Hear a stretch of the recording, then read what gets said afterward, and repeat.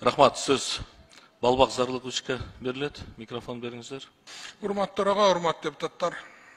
Көчө күнү биз көрдүк, бул акча каяка кете турган. Даже Кыргызстанда топчу салганга, топчу заводубуз, топчу өндүрүшүбүз жок экен. Мык чыгара албайт экенбиз да, керек болсочу. Көчө күнү мына кыргыз индустриядан көрдүк. Турцияда бир жакшы система бар.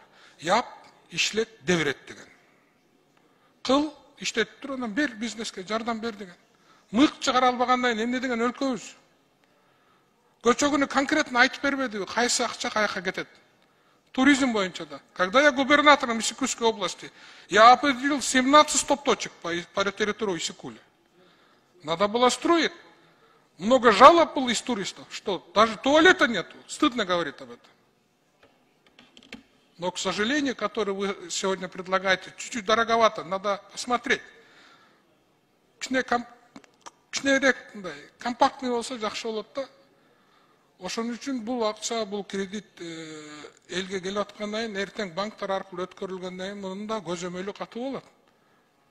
Ар бир нерсеге мындай кетип аткан, анан муну албайлы, тигини албайлы деп отуруп. Көп саясатчылар айтып атат, мен бийликке келсем, мен кредит колдонбойм, карыз албайм. Алдабагыла.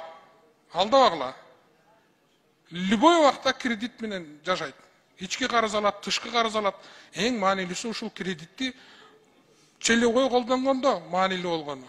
Мына өкмөт айтып атпайбы, кыргыз индустриясына моуну коем, топчу салам, мык салам. Бул жөн аты эле ошондой, ар жакта комплекс иш-чара болсо керек.